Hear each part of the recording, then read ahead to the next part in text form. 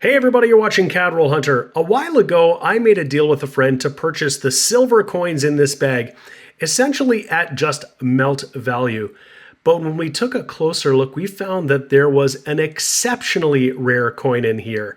And so I changed the offer and bought this. And when I took another look when I got home, I found there might actually be two exceptionally rare coins in here. Stay tuned.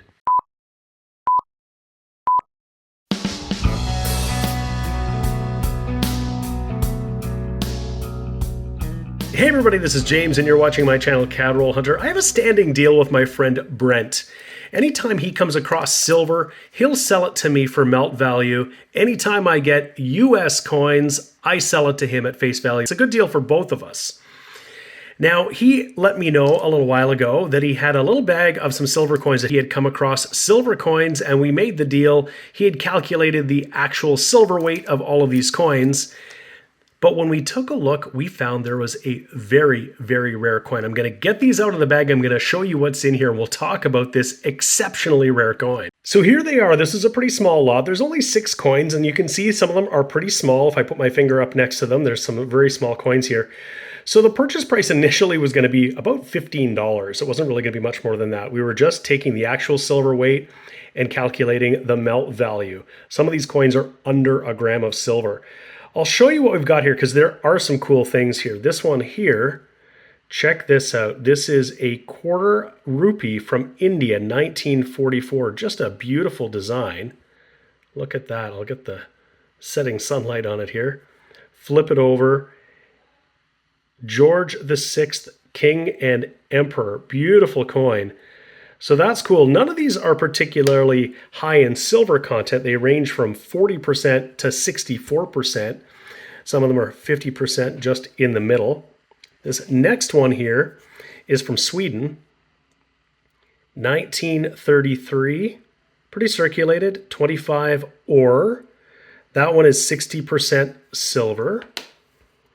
We've got here 10 shillings from Austria. This one is from 1957. You can see the date just on the top here on the right side. That's the biggest one right there.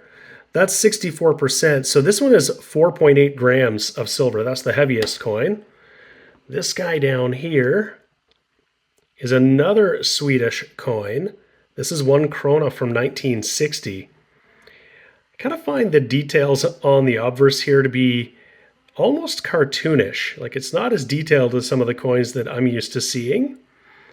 It does remind me of some Mexican coins as well. There are some where the eagle holding the snake on the cactus sort of has a very similar kind of design aesthetic about it. It's different, but that one's from Sweden. So I'm always happy to add new silver to my collection, but it's this coin here I want to show you, and possibly both of these, because when we looked at this one right here, this is 4 pence. And if that sounds unusual, it is rather unusual because 4 pence isn't a circulating denomination in British coinage.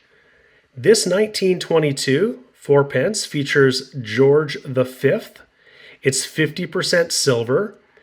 But this was a very limited edition minted coin. This is what's known as Maundy money.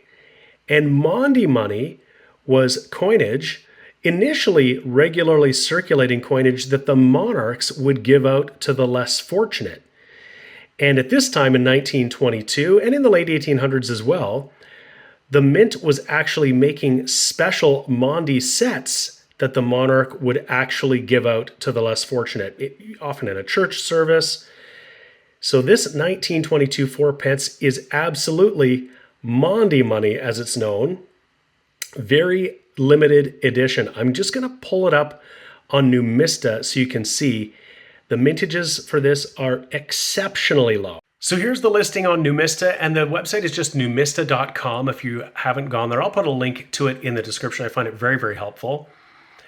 4 pence, George V. It's the second Maundy issue. We can see it's a non-circulating coin. It's 50% silver. It's very small. If I scroll down, what we're going to see here is that the mintages are exceptionally low. So I've got it right here, 1,609. That's right, under 2,000 of these were minted. That is simply incredible. And you can see that the mintages all through these years were very similar. This one is the second lowest mintage of all of these years, 1927 being the last year of the Maundy money for George V. This was incredible. So as soon as we saw that that's what this was, we knew that I just had to pay a little bit more. Numista often will have the values down here in different grades, and it's not showing anything. There's just so few of them and so few sales that it's really hard to price them effectively.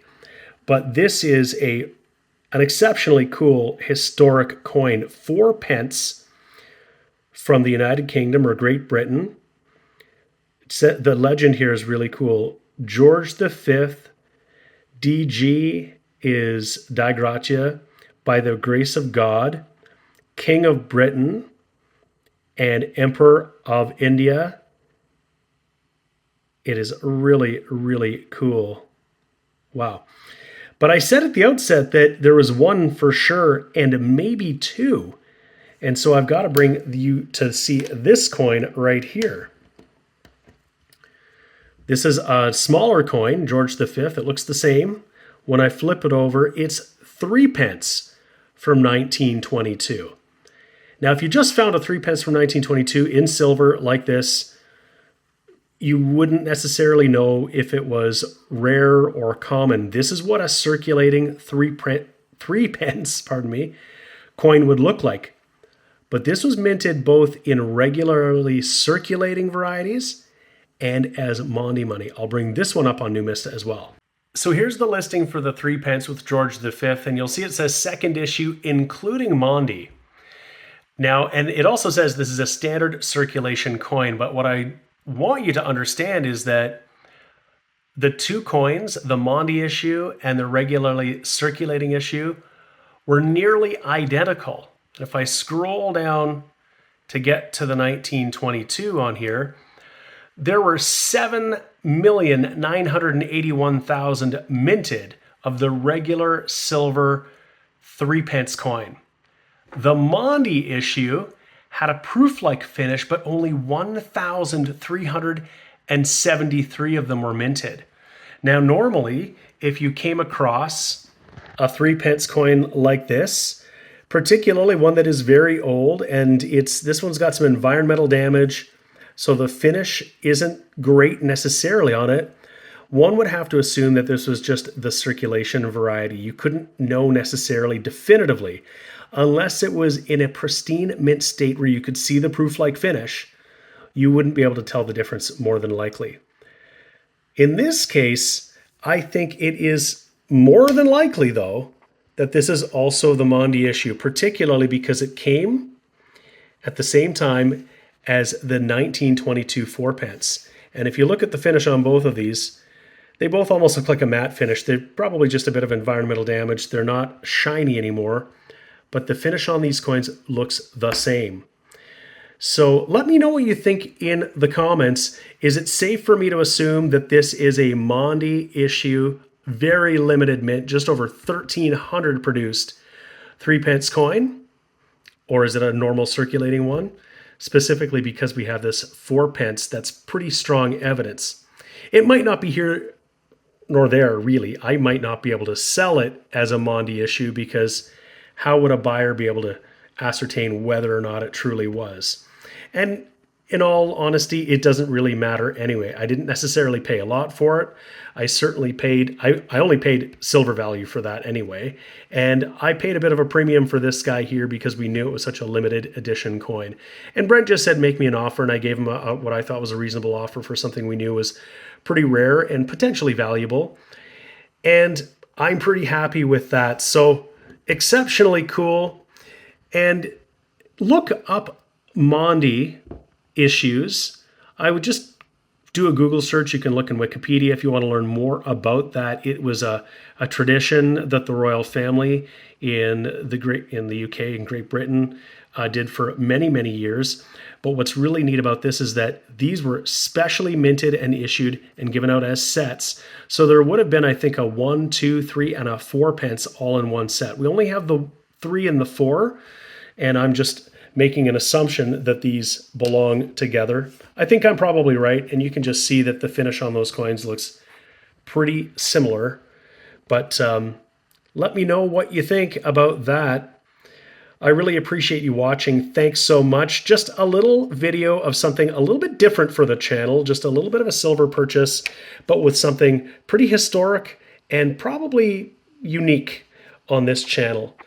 In any case, once again, thanks for watching. I really appreciate it. If you haven't already subscribed to my channel, Cadroll Hunter, and you made it this far in this video, I'm assuming that you're enjoying my content. So go ahead and press that like button and press the subscribe button. I'd really appreciate it. Thank you so much for watching. We'll see you again next time. The sponsors of today's video are Lighthouse Canada and the Charlton Press. Lighthouse Canada is the leading supplier of high-quality numismatic supplies in Canada, and the Charlton Press is the leading publisher of coin and paper money catalogs and price guides for Canadian collectors. Go check out their online stores today and use the exclusive discount code CRH20 for 20% off all your purchases.